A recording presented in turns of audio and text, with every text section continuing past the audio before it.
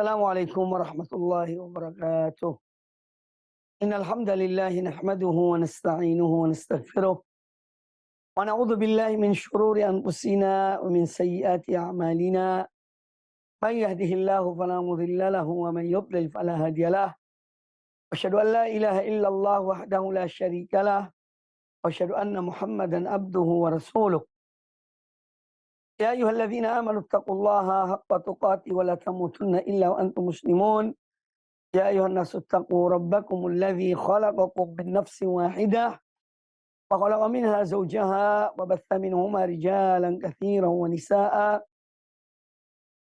واتقوا الله الذي تساءلون به والأرحام إن الله كان عليكم رقيبا يا أيها الذين آمنوا اتقوا الله وقولوا قولا سديدا يصلح لكم أعمالكم ويغفر لكم ذنوبكم ومن يطع الله ورسوله فقد فاز فوزا عظيما أما بعد فإن أحسن الحديث كتاب الله وخير الهدى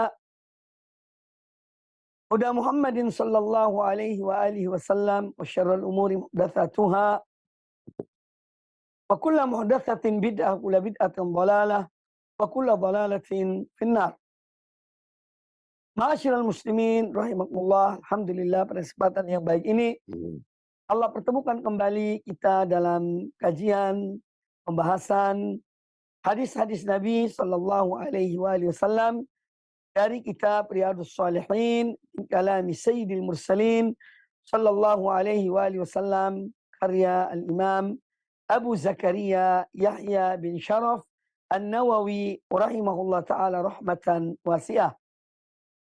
Alhamdulillah kita dalam pembahasan-pembahasan yang lalu masih berkisar pada menjaga lisan dan hal-hal yang berkaitan dengan lisan. Dan pada kesempatan yang baik ini juga insya Allah kita masih membahas beberapa hadis, yaitu dalam bab tentang diharamkannya berdusta. Ya. Imam An-Nawawi rahimahullah berkata, babu tahrimil kadhibi, tentang diharamkannya berdusta. Berdusta itu adalah perbuatan yang sangat tercela. Berbohong, berdusta, ya. Ini salah satu sifat yang buruk, ya. Makanya kita melihat dalam kehidupan kita sehari-hari, apabila ada orang yang sering berdusta, maka manusia pada takut. Jika orang itu datang, ya maka seorang mengingatkan temannya, hati-hati. Orang yang datang ini banyak bohongnya, banyak dustanya. Ya. Kemudian perbuatan dusta adalah perbuatan dari atau sifat dari orang-orang munafikin. Nanti akan kita jelaskan tentang hadisnya. Ya. Jadi dusta adalah salah satu sifat dari orang-orang munafik. Sedangkan jujur dan kejujuran adalah salah satu sifat yang paling tampak pada seorang mukmin, ya, pada seorang mukmin. Itu diantara perbedaan yang sangat jelas antara seorang beriman dan seorang munafik. Kalau orang beriman itu jujur, sedangkan orang munafik itu berdusta. Apa sih berdusta itu? Para ulama menyebutkan definisi dari dusta adalah memberitahukan sesuatu tetapi tidak sesuai dengan realita. Tidak sesuai dengan realita. Jadi seorang menyampaikan, memberitakan sesuatu, namun yang diberitakan itu tidak benar. Tidak sesuai dengan realita yang ada.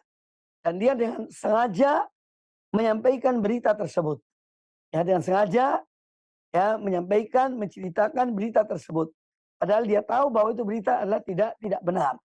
Tidak sesuai dengan realita. Dalam Al-Quranul Karim ya, ada sejumlah ayat yang menjelaskan tentang tercelanya perbuatan dusta ya, atau yang semakna dengan hal-hal tersebut. Ya, di antara ayat yang dibawakan oleh Al-Imam An-Nawawi rahimahullah ta'ala dalam bab tentang diharamkannya berdusta adalah firman Allah subhanahu wa ta'ala dalam surat Al-Isra atau surat Bani Israel ayat yang ke-36. Allah Azza wa Jalla berfirman, "Wala taqfu ma laysa laka bihi ilmun, inna sam'a wal basara wal fuada kullu ulaika kana anhu mas'ula." Wala taqfu ma laysa laka bihi ilmun. Dan janganlah kamu berbicara ya tentang sesuatu yang kamu tidak mempunyai ilmu tentangnya. Ya, karena sungguhnya pendengaran, penglihatan, dan hati masing-masing akan ditanya di hari kiamat kelak. Jadi ini adalah ayat ya, di antara ayat-ayat yang menjelaskan tentang diharamkannya berdusta, diharamkannya berbohong. Ya, seorang berbicara tanpa ilmu atau seorang mengingkari sebuah realita. Ya, orang mengingkari sebuah realita itu termasuk orang yang dusta plus khianat. Ya, dusta plus khianat. Ayat yang berikutnya yang dibawakan oleh Imam An-Nawawi rahimahullah ta'ala dalam bab ini adalah firman Allah Azza wa Jalla di dalam surat Qaf ayat yang ke-18. Allah Azza wa Jalla berfirman, "Ma yalfidhu min qawlin illa ladaihi raqibun atid." Tidaklah seorang manusia ya melafadzkan, mengucapkan satu ucapan, satu perkataan, melainkan padanya ada malaikat-malaikat yang mengawasinya. Ada malaikat yang mengawasinya. Nah, ini juga sebagai satu peringatan agar seorang tidak berhati-hati dalam berbicara. Agar seorang tidak berdusta. Ya. Dusta ini sesuatu yang sangat memalukan. Suatu kepribadian yang cacat dan aib. Ya. Apalagi orang berilmu, dia berdusta, naudzubillah. Ya. Makanya ada sejumlah atau beberapa hadis, ya walaupun sebagian ulama mengatakan hadis ini dhaif, ya yang diriwayatkan dari Nabi SAW, bahwa beliau bersabda, orang mukmin al-mukmin la yakdzib. Orang mukmin itu tidak berdusta. Ya meskipun hadis ini hadis yang didhaifkan oleh sebagian ulama. Intinya bahwa ya pembahasan yang atau hadis-hadis yang akan dibawakan oleh An-Nawawi rahimahullah ta'ala dalam bab ini adalah tentang diharamkannya berdusta. Nah, nanti insya Allah pada bab berikutnya ada beberapa pengecualian. Ya, ada beberapa pengecualian ya dibolehkannya berdusta atau berbohong. Nah, nanti kita akan bahas. Jadi secara hukum asalnya bahwa berbohong itu adalah dusta. Berbohong itu adalah sesuatu yang diharamkan oleh Allah Subhanahu wa ta'ala. Ya, ini perbuatan dosa. Orang berbohong ini adalah perbuatan dosa dan diharamkan oleh Allah Ta'ala. Makanya kita melihat Al-Imam An-Nawawi rahimahullah ta'ala, beliau menulis babnya adalah babu tahrimil kadhibi. Bab tentang diharamkannya berdusta. Ini menunjukkan bahwa berdusta itu adalah haram hukumnya. Haram hukumnya. Adapun hadis-hadis Nabi Shallallahu Alaihi Wasallam yang dibawakan oleh Imam An-Nawawi rahimahullah ta'ala dalam bab ini, ya hadis yang pertama adalah hadis Abdullah bin Mas'ud radhiyallahu ta'ala anhu. Qala al-Imam An-Nawawi rahimahullah wa an Ibni Mas'ud radhiyallahu anhu qala, dan dari Abdullah bin Mas'ud radhiyallahu anhu beliau berkata, qala Rasulullah sallallahu alaihi wasallam, Rasulullah sallallahu alaihi wasallam bersabda, inna sidqa yahdi ilal birri. Inna sidqa yahdi ilal bir. Sesungguhnya perkataan jujur itu atau perbuatan jujur itu yahdi ilal bir, akan membawa seseorang kepada kebaikan. membawa seseorang kepada amal-amal soleh. Wa innal birra yahdi ilal jannati. Dan bahwasanya perbuatan yang baik itu akan menggiring seseorang, membawa seseorang, menunjuki seseorang kepada surga. Kemudian kata Nabi SAW, wa innar rajula la yasduqu hatta yuktaba indallahi siddiqan. Ya. Wa innar rajula, dan sesungguhnya seseorang dia benar-benar jujur dalam satu riwayat, ya, wa yataharras sidqa, bahkan dia selalu berupaya untuk jujur, hatta yuktaba indallahi siddiqan, sehingga kemudian dia dikatakan atau dicatat di sisi Allah sebagai seorang siddiq, orang betul-betul jujur, ya, dalam imannya, dalam perbuatannya, dalam amal kebajikannya. Ini disebut dengan siddiq. Ya, siddiqan, dicatat di sisi Allah Subhanahu wa taala. Kemudian kata Nabi SAW, wa innal kadhiba yahdi ilal fujur.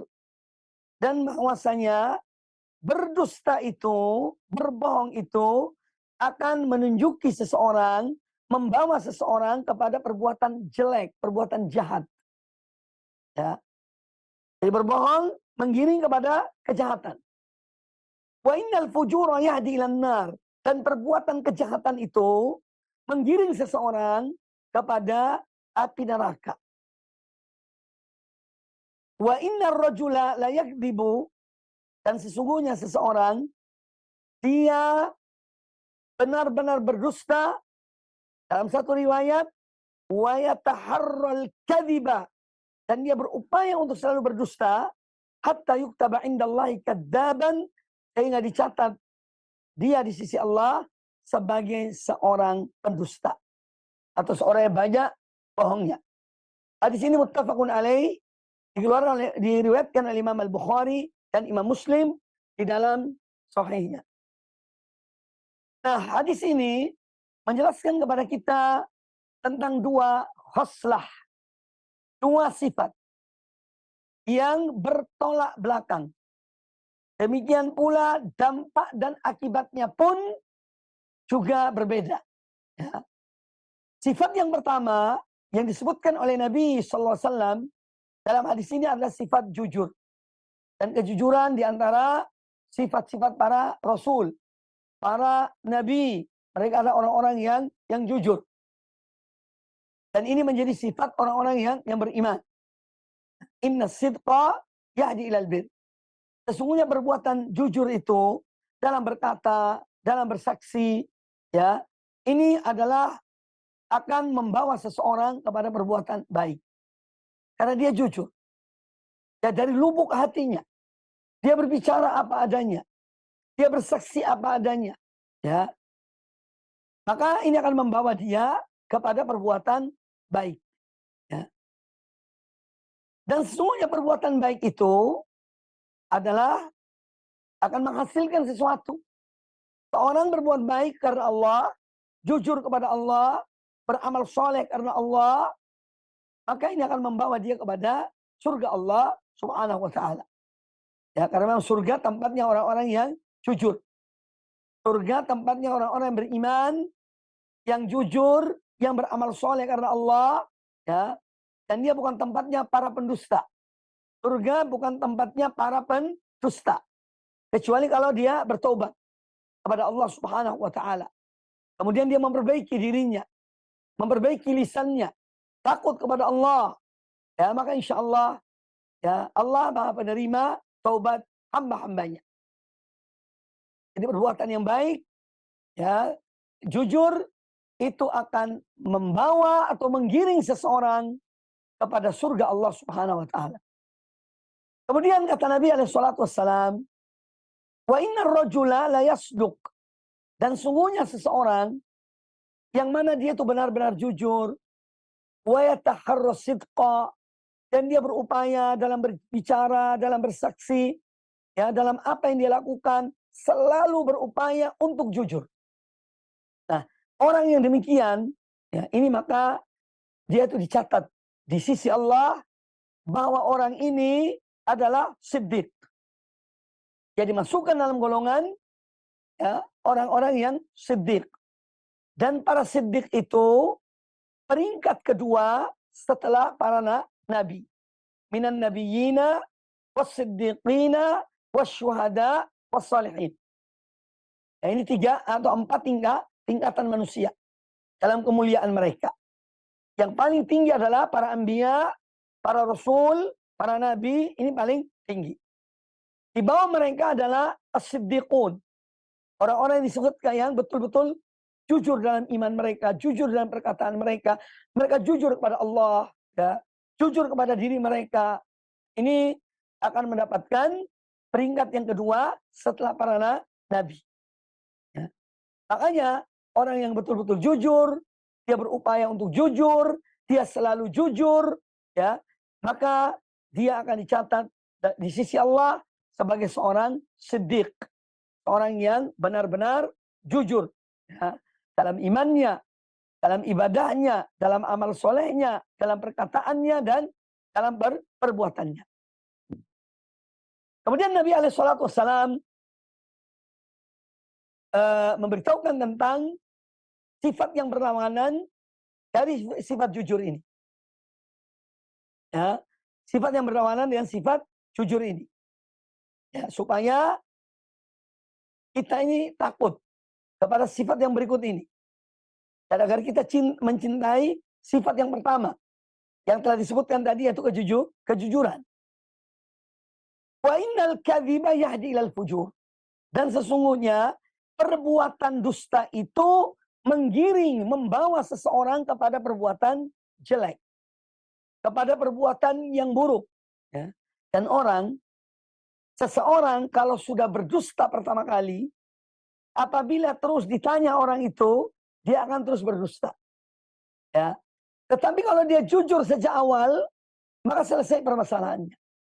Satu contoh, ya, kita kedatangan tamu misalnya. Pagi subuh, setelah sholat subuh, tamu ini datang dari luar kota. Ini sebagai contoh saja, ilustrasi. Kemudian kita bertanya pada tamu itu, apakah Anda sudah sarapan? Nah, kalau dia jujur, ya misalnya dia belum sarapan, dia mengatakan, saya belum sarapan. Selesai masalah. Kita siapkan sarapan untuknya.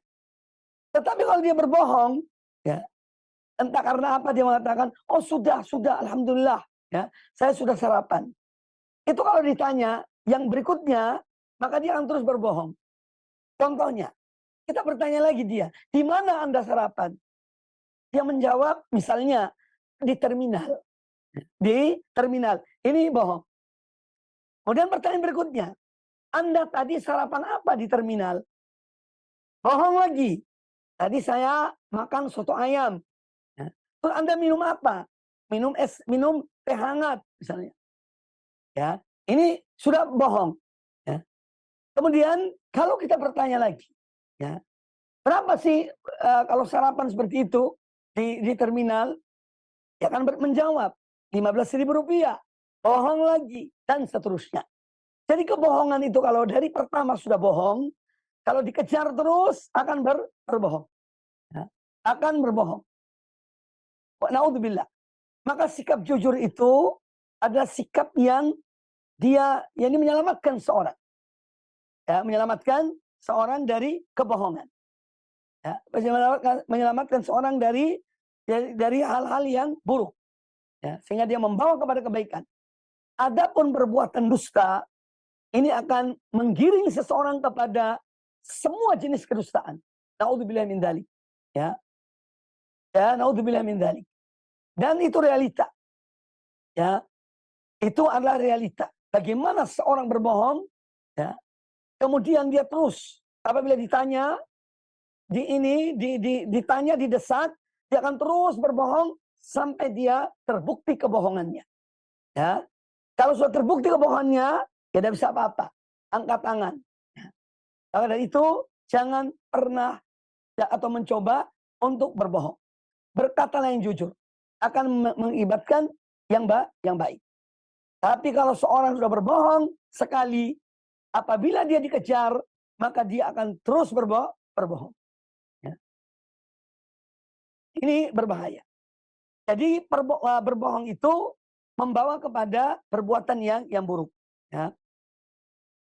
Kemudian kata Nabi SAW, wa innal fujura yahdi ilan nar. Dan bahwasanya perbuatan fujur, ya, akibat berbohong tadi, seorang berbuat kejahatan. Nah, perbuatan kejahatan ini akan membawa kepada neraka. Karena neraka memang tempatnya orang-orang yang jahat. Orang-orang yang kufur, ya, fajaroh, ya. Tempatnya kafaroh, fajaroh, dolamah. Itu neraka. Ya. Kecuali orang-orang bertobat pada Allah Ta'ala. Orang kafir dia beriman pada Allah. Dia bertobat dan beriman. Orang yang jahat dia berhenti dari kejahatannya. Orang berbohong dia berhenti dari kebohongannya. Ya, maka insya Allah mereka diampuni oleh Allah Ta'ala. Jadi intinya bahwa perbuatan jahat, perbuatan buruk, ini akan menggiring seseorang kepada api neraka. Menjadi salah satu sebab orang dimasukkan dalam azab Allah Subhanahu wa Ta'ala wal iyadu billah. Kemudian kata Nabi SAW, ya, wa inna rajula la yakdzibu hatta yuktaba indallahi kadzaban. Dan seorang dia akan terus berupaya untuk berdusta, ya, karena sudah menjadi kebiasaan. Sama halnya dengan jujur. Orang yang jujur itu, ya, dia sulit untuk berbohong. Karena memang kejujuran menjadi tabiatnya. Telah menjadi darah dagingnya. Maka dia sulit untuk berbohong. Ya. Walaupun kadang-kadang berdampak akibat kejujurannya, misalnya dia harus terkena sesuatu. Tapi dia tetap jujur. Ya. Dia sulit untuk berbohong. Sebaliknya orang yang terbiasa berbohong, ya, maka berbohong itu dianggap biasa. Ya. Dia dengan entengnya, dengan mudahnya berbohong. Karena sudah terbiasa berbohong. Dia tidak memikirkan akibat dan dampaknya. Ya, akibat dan dampaknya. Padahal orang berbohong itu dan selalu berbohong, ini dicatat di sisi Allah sebagai seorang yang kadzab, yang banyak dustanya, orang pembohong, ya, kelas berat, ya, dicatat di sisi Allah Subhanahu wa Ta'ala. Maka yang diambil dari hadis ini bahwa kejujuran adalah keselamatan. Sebaliknya kebohongan adalah kecelakaan bagi seorang. Kemudian bahwa kejujuran salah satu sifat yang paling utama bagi seorang beriman. Tanda orang-orang beriman itu adalah kejujuran. Sebaliknya, dusta adalah salah satu sifat yang paling jelas bagi orang-orang munafikin. Naudzubillah. Al-munafiqun, al-murjifun. Ya, itu orang munafik. Banyak bohongnya, banyak dramanya, banyak sandiwaranya. Itu orang munafik. Ya, dia bisa dan pandai berdrama. Ya, para munafikun.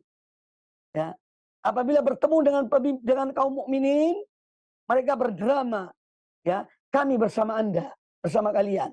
Tapi kembali kepada pemimpin-pemimpinnya, kepada gurunya munafik, guru yang kadzab, ya, maka dia mengatakan, aku bersamamu, aku akan membelamu. Ya, itu sifat munafik.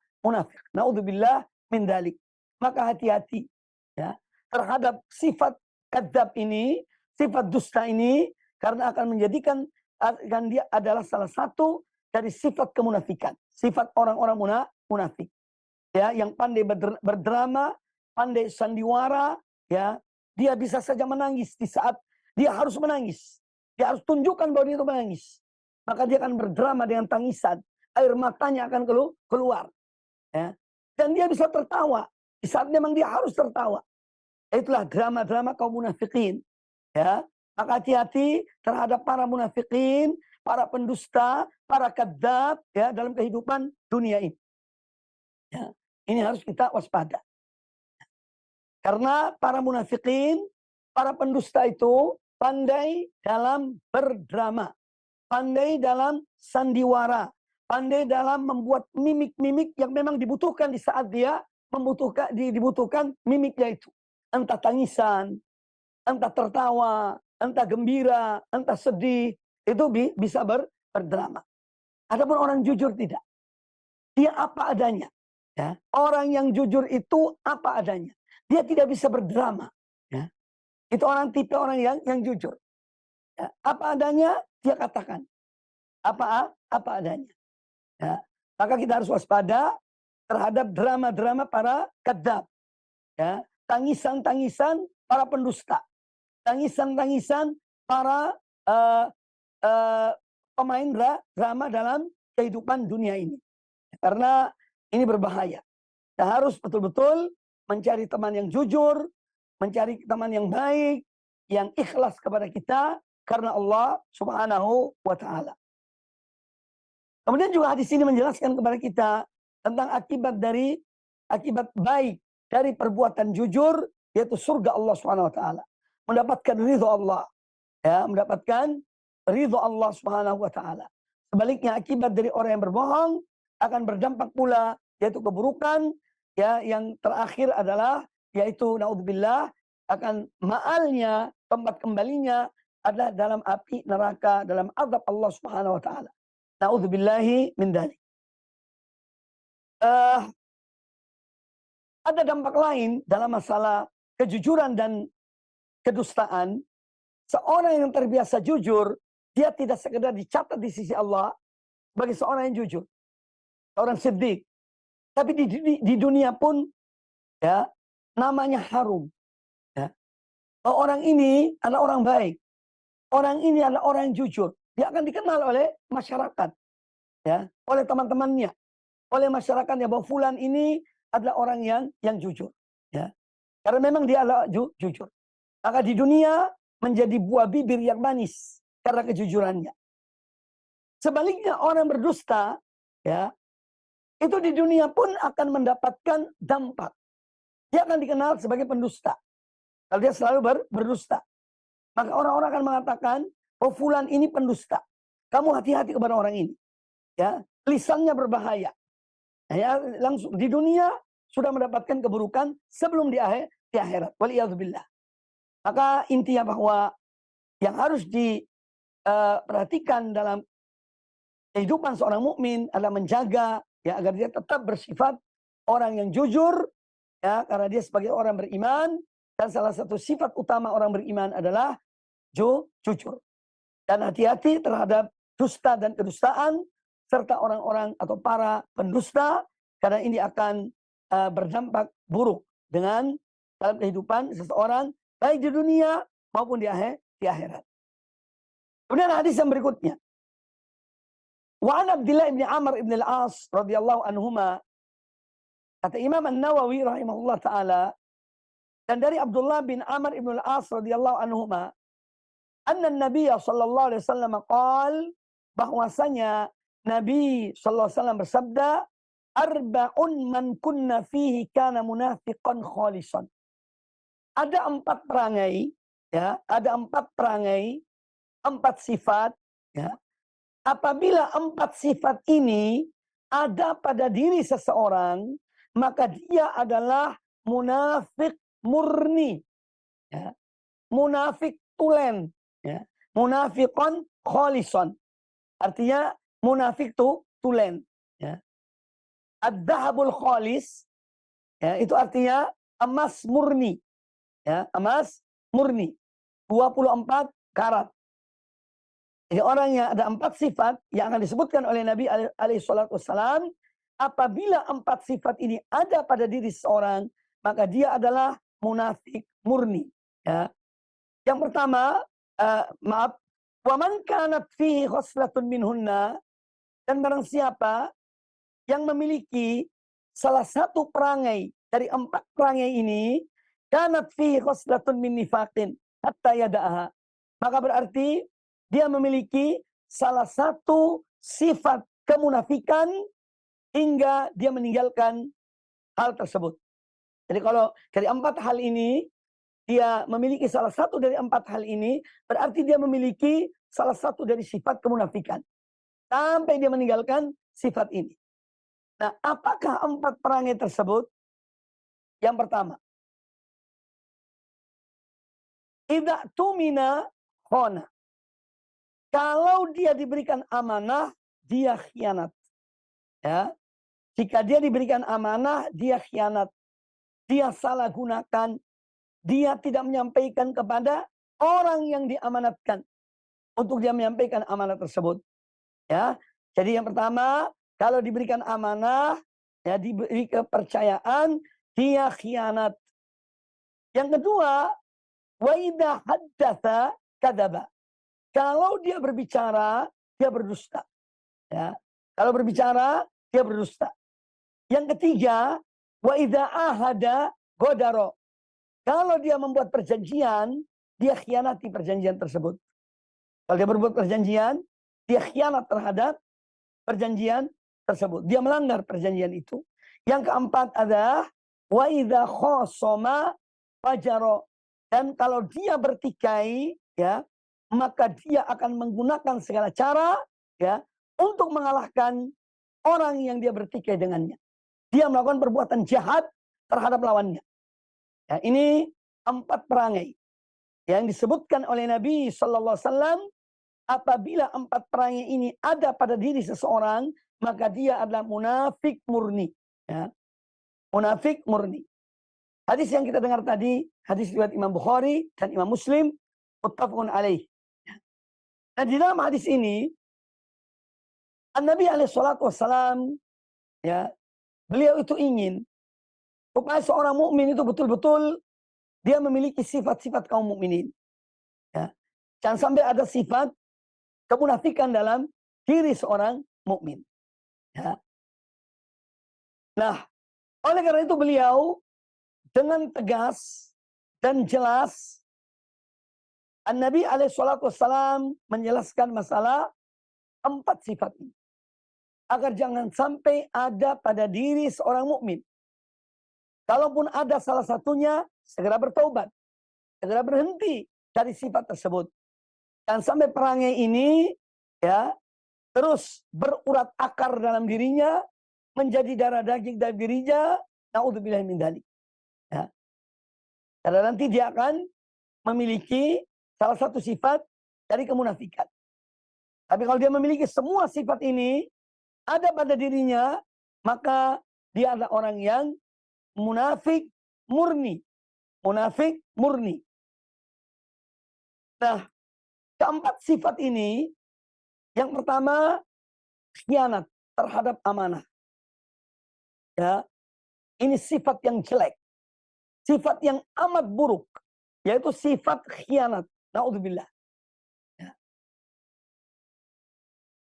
Sifat khianat ini adalah sifatnya kaum munafikin. Sifat khianat ini, ya, benar-benar akan merugikan orang yang memberi amanah kepadanya. Ya. Kemudian juga sifat khianat ini berdampak buruk bagi orang yang khianat tersebut. Ya. Karena janganlah dikira orang yang khianat itu selamat. Tidak akan selamat. Kita akan contohkan dalam Al-Quranul Karim, ya, ada beberapa sifat yang Allah sebutkan dalam Al-Quranul Karim, yaitu tentang Allah berlepas diri dari sifat khianat ini.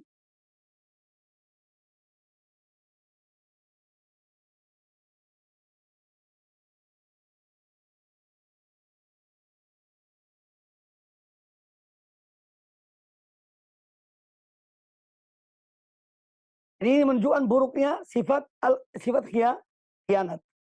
Ya, orang yang khianat, maka Allah tidak tenang kepada orang-orang yang berkhianat.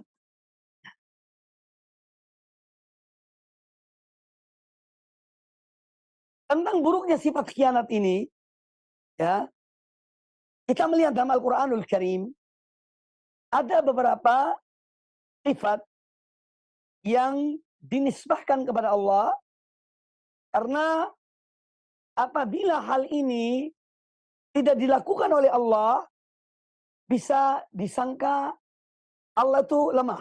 Contohnya apa? Contohnya masalah makar. Makar itu artinya tipu daya. Allah menyebutkan tentang orang-orang munafikin, tentang orang kafir, tentang orang musyrik, ya, bahwa mereka membuat makar pada Allah.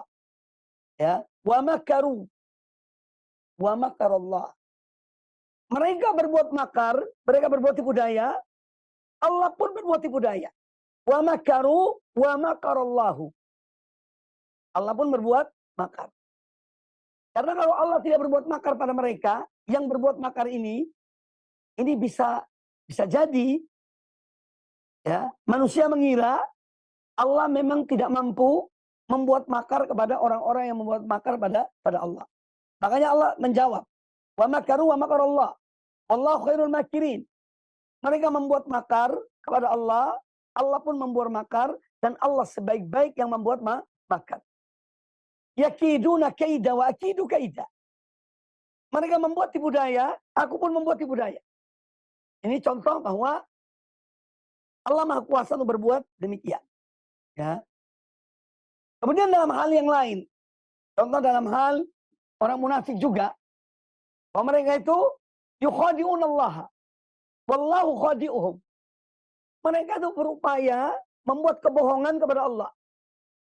Allah pun bisa berbuat seperti itu pada mereka. Ya. Allah pun bisa berbuat demikian pada mereka. Makanya Allah menyebutkan Allah khadi'uhum. Allah yang membuat penipuan pada mereka. Ya.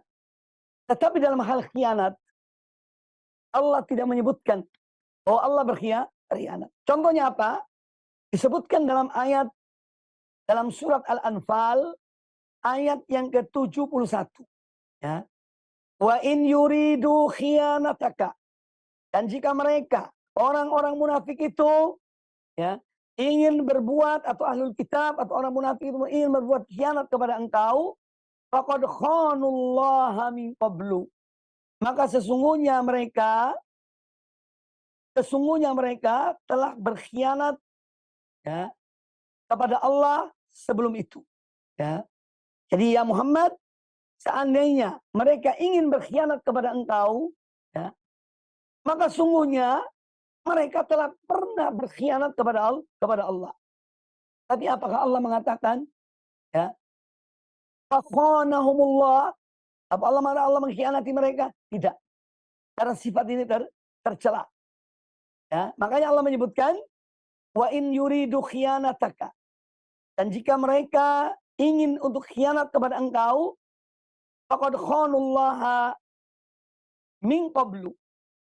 Maka mereka pun sebetulnya telah berkhianat kepada Allah sebelumnya. Namun apa balasan Allah pada mereka? Apa Allah membalas khianat pada mereka? Tidak. Karena sifat ini tercela. Fa'amkana minhum. Maka Allah salahkan mereka. Ya. Allah menjadikan mereka itu lemah. Ya. Karena sifat khianat yang mereka lakukan itu. Allah membalas mereka. Ya.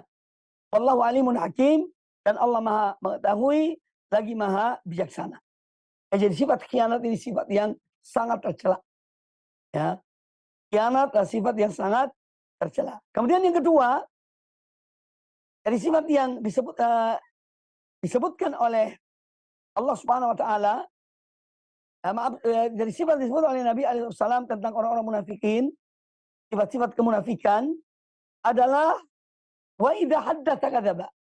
Kalau dia berbicara, dia berbohong, berdusta. Ya, ini sifat kaum munafikin. Kalau berbicara, dia berbohong. Atau sifat di antara sifat-sifat orang munafik. Kemudian yang ketiga, wa idza ahada ghadara. Kalau dia berjanji, dia mengkhianati janjinya. Dia melanggar janjinya. Ya, idza ahada ghadara. Ya, dia tidak menjaga perjanjian itu. Tapi dia khianati. Ya. Dia khianati perjanjian tersebut. Kemudian yang keempat, wa idza khassama fajar. Kalau dia bertikai, ya, dengan seseorang, maka dia akan membuat sesuatu yang kejahatan kepada orang itu. Ya. Tidak istilahnya tidak tidak lagi sesuai porsinya. Tapi dia akan berbuat yang lebih dari itu. Ya, idza khasama fajara. Kalau dia bertikai, maka dia akan membuat kejahatan kepada orang yang bertikai dengannya. Waliyadzubillah. Nah, orang yang memiliki semua sifat ini, dia adalah munafik yang murni. Adapun orang yang memiliki salah satu dari sifat ini, berarti dia adalah memiliki salah satu dari sifat seorang munafik, ya, sampai dia bertobat, dia meninggalkan sifat yang buruk tersebut. Tentu dalam hadis ini, ketika Nabi SAW menyebutkan tentang khianat, ini artinya kita diperintahkan lawan dari sifat ini, agar kita amanah, ya. Jangan khianat. Ya. Dan orang khianat itu tidak akan menang. Ya. Walaupun di dunia menang, di akhirat tidak. Itu pengkhianat. Silahkan menang di dunia ini, tapi di akhirat, ya, akan lain hasilnya. Bagi orang bagi pengkhianat itu. Ya. Jadi ketika Rasulullah menyebutkan sifat ini sebagai sifat orang munafikin, yaitu khianat, maka ini artinya beliau memerintahkan kepada umatnya agar mereka amanah, ya, dalam menjalankan tugas, dalam menjalankan apa yang diamanahkan kepada mereka, agar betul-betul amanah. Kemudian ketika Rasulullah menyebutkan di antara sifat kaum munafikin adalah dusta dalam berbicara, maka di sini adalah mengandung perintah untuk jujur dalam berbicara, jujur dalam perbuatan, dan seterusnya. Kemudian ketika Nabi SAW menyebutkan tentang mereka orang yang di antara sifat orang munafik itu, apabila mereka berjanji atau membuat perjanjian, mereka khianati perjanjian mereka. Ini juga agar orang melakukan yang sebaliknya. Kalau membuat perjanjian, maka tepatilah perjanjian itu. Dan sampai khianat dengan perjanjian tersebut. Kemudian yang keempat adalah, kalau seorang memang bertikai, maka letakkan suatu pada tempatnya. Jangan berlebihan. Jangan sampai berbuat kejahatan kepada lawannya. Ya. Karena ini adalah di antara sifat-sifat orang munafikin. Kemudian hadis yang berikutnya, oleh Imam An-Nawawi rahimahullah ta'ala. An-Nawawi rahimahullah berkata, wa an Ibn Abbas radhiyallahu anhuma qala, anin Nabi sallallahu alaihi wasallam qala, dari Abdullah bin Abbas radhiyallahu anhuma, dari Nabi sallallahu alaihi wasallam, beliau bersabda, man tahallama bihulmin lam yarahu kullifa an yaqida baina sya'irataini walan yaf'ala. Artinya, barang siapa, ya, yang dia berpura-pura mimpi, ya, dan dia mengatakan sesuatu yang dia tidak lihat dalam mimpinya, tapi dia ngarang mimpi, ya, apa akibatnya? Ya, kullifa an yaqida baina sya'irataini, ya, maka dia nanti dibebankan untuk mengikat antara dua biji gandum yang kecil, sya'iratain, ya. Walam yaf'al, ya, dia disuruh mengikat dua biji tepung gandum itu, ya, dan dia tidak akan mampu melakukannya. Jadi ini adalah diazab dengan cara demikian. Wa man istama'a ila hadithi qaumin wa hum lahu karihun, dan barang siapa yang dia berupaya untuk mendengar pembicaraan suatu kaum, padahal kaum itu tidak senang kepada dia untuk mendengarkan apa yang mereka bicarakan, ubba fi udhunaihi al-anuq yaumal qiyamah, maka akan disiram dalam telinganya, ya, di hari kiamat kelak dengan timah yang cair. Ya, anuk artinya timah yang cair. Ya, jadi seorang yang dia berupaya untuk mendengarkan pembicaraan beberapa orang yang mana mereka tidak senang kalau dia dengar apa yang mereka bicarakan. Tapi dia berupaya untuk mendengar, ya, maka nanti di hari kiamat akan disiram di telinganya dengan timah yang cair, timah mendidih yang cair. Kemudian kata Nabi SAW, "Wa man sawwara suratan," dan barang siapa yang menggambar, ya, dia menggambar makhluk hidup dengan tangannya, "Udziba wa kullifa an yanfukha fiha ruh wa laysa binafikhin." Orang yang menggambar, melukis, ya, benda-benda hidup, ya, maka akan diazab, ya. Dan dia akan diberi beban di hari kiamat kelak untuk meniupkan roh pada apa yang dia gambar tersebut, ya. Dan dia tidak akan mampu melakukan hal tersebut. Hadis ini diriwayatkan oleh Imam Al-Bukhari di dalam Sahihnya. Nah, hadis ini menjelaskan kepada kita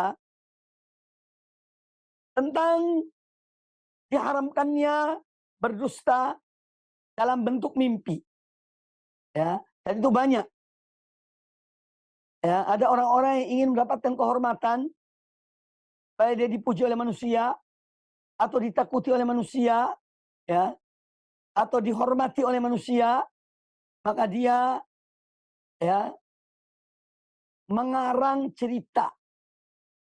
Kalau dia bermimpi bertemu dengan Rasulullah SAW, ya, Rasulullah mengatakan begini dan begitu kepadanya misalnya, padahal dia tidak bermimpi, tapi dia ingin sesuatu dari balik kebohongannya, dari balik kebohongannya. Dia dihormati, dia dimuliakan, ya, dan seterusnya, ya.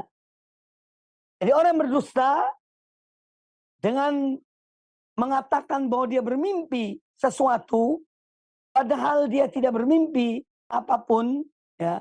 Tapi karena ada sesuatu yang diinginkan dari ceritanya itu, dari kebohongannya itu, ya, maka ini adalah satu perbuatan yang haram, salah satu di antara dosa-dosa besar, ya.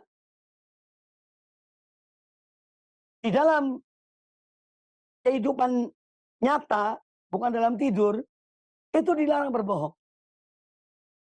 Bagaimana berbohong kepada manusia, ya, dengan mengatakan sesuatu dalam tidurnya yang dia tidak melihatnya. Tapi dia bermimpi, dia mengatakan bahwa dia bermimpi melihat sesuatu. Makanya perbuatan yang haram.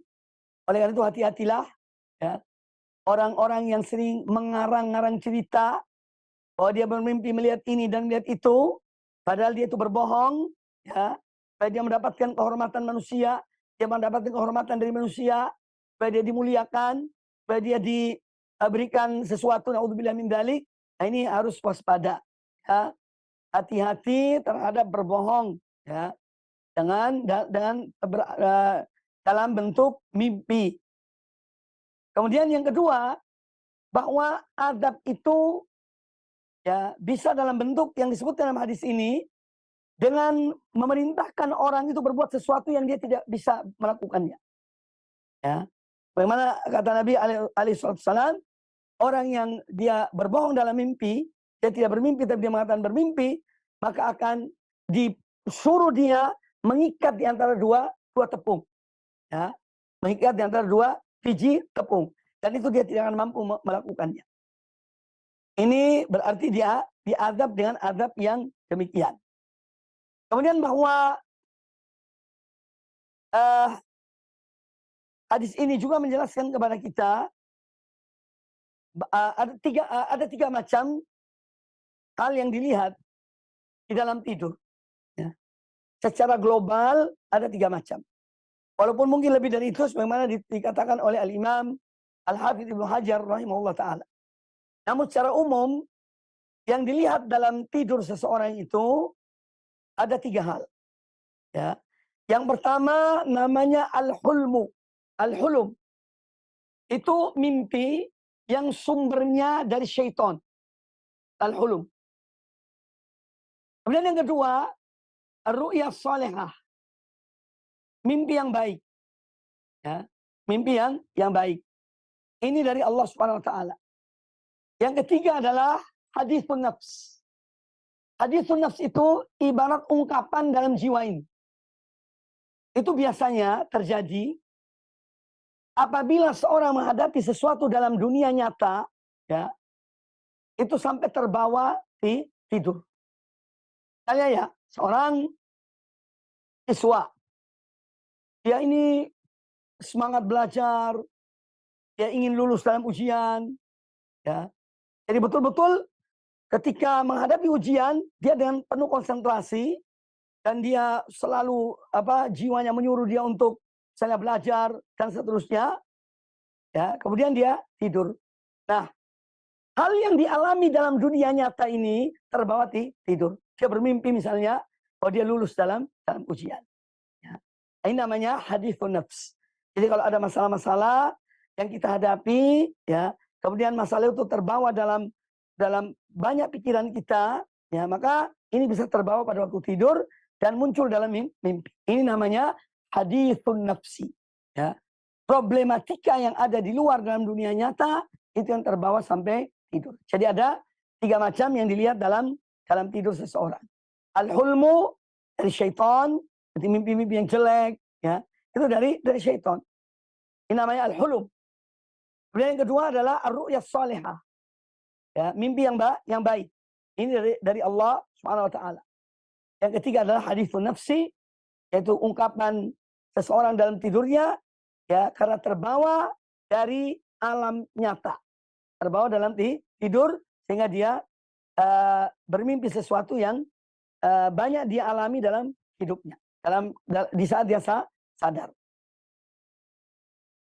Nah, oleh karena itu di sini ada adab-adab dalam bermimpi. Apabila seorang bermimpi dan mimpi itu buruk, maka dia hendaknya bangun, kemudian dia berta'awud. Ketika dia terbangun dari mimpi buruk itu, dia membaca a'udzubillahi minasyaitonirrajim. Membaca ta'awud. Karena itu dari syaitan. Kemudian dia meludahi sisi kirinya. Tuh. Ya. Dia meludahi sisi kirinya. Kita baca ta'awud. Baca a'udzubillahi minasyaitonirrajim. Kemudian dia ta'awud, dia ludah, ya, dan percikan ludah sedikit yang keluar, ya, seperti yang saya contohkan tadi, di sisi kirinya. Kemudian yang ketiga disebutkan oleh para ulama, tentu ini berdasarkan hadis-hadis Nabi SAW, yaitu dia merubah posisi tidurnya. Ya, dia merubah posisi tidurnya. Karena dia dalam keadaan menindih kirinya, dia berbalik ke kanannya. Nah, ini diantara adab-adab dalam mimpi. Kalau seorang mimpi yang jelek, mimpi yang buruk, ketika dia terbangun, terkaget dari tidurnya, dia membaca ta'awud, a'udzubillahi minasyaitonirrajim, kemudian dia meludah sebelah kirinya 3 kali, at-tafal namanya, kemudian dia merubah posisi tidurnya. Ya, merubah posisi tidurnya. Ini diantara petunjuk bagi orang yang mimpi jelek. Dan jangan dia ceritakan kepada orang tentang apa yang dia lihat dalam mimpinya itu. Ini yang pertama. Yang kedua, mimpi yang baik. Ya. Mimpi yang baik ini datangnya dari Allah Subhanahu wa taala. Mimpi yang baik datangnya dari Allah Subhanahu wa taala. Ya. Seorang kalau dia mimpi yang baik, dia boleh menceritakannya. Tetapi tidak kepada setiap orang. Dia menceritakannya kepada orang yang mencintainya. Orang yang tidak iri kepadanya. Orang yang tidak dengki kepadanya. Ya, silakan ceritakan mimpi yang baik itu. Tapi bukan kepada setiap orang. Hanya kepada orang-orang tertentu. Ya. Ini tentang mimpi yang baik. Mengapa mimpi yang baik itu tidak diceritakan pada semua orang? Karena ada orang yang hasud. Ya, manusia ini macam-macam. Ada yang baik kepada kita, jujur pada kita, cinta kepada kita, betul-betul cinta karena Allah. Tapi di antara manusia, ya, ada juga yang dia itu iri. Dia dengki, walaupun mungkin baik dengan kita. Tapi dia tidak senang nikmat itu diberikan oleh Allah kepada kita. Ini pun berbahaya. Karena mimpi itu tergantung penakwilannya.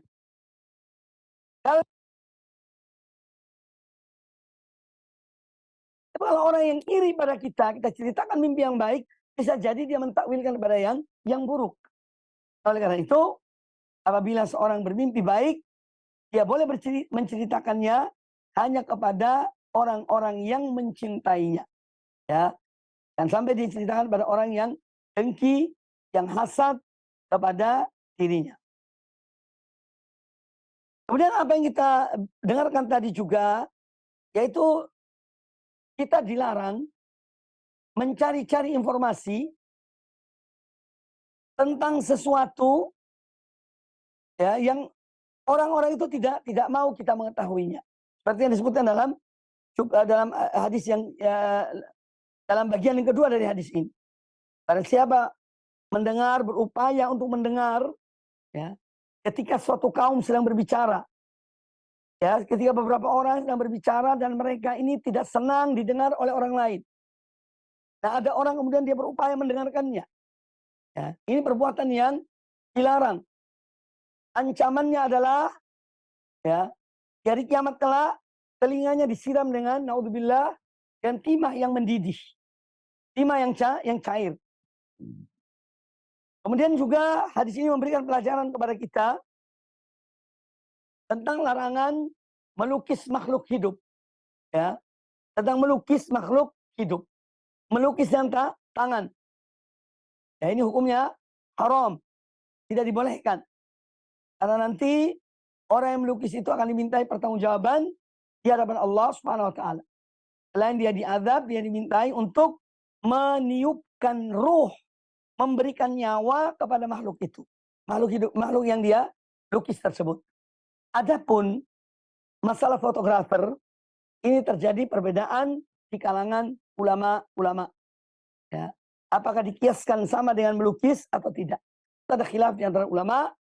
Ya, sebagian ulama ada yang juga melarang, kecuali dalam hal-hal yang memang harus dengan memotret. Contohnya dalam buat kartu tanda penduduk, dalam buat paspor, dan hal-hal yang memang diperlukan. Itu sebagian ulama ada yang cenderung dengan pendapat itu.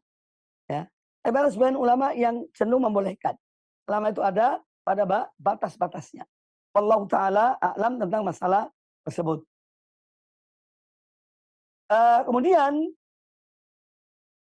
hadis ini juga menjelaskan kepada kita tentang diharamkannya tajassus. Tajassus itu memata-matai, ya.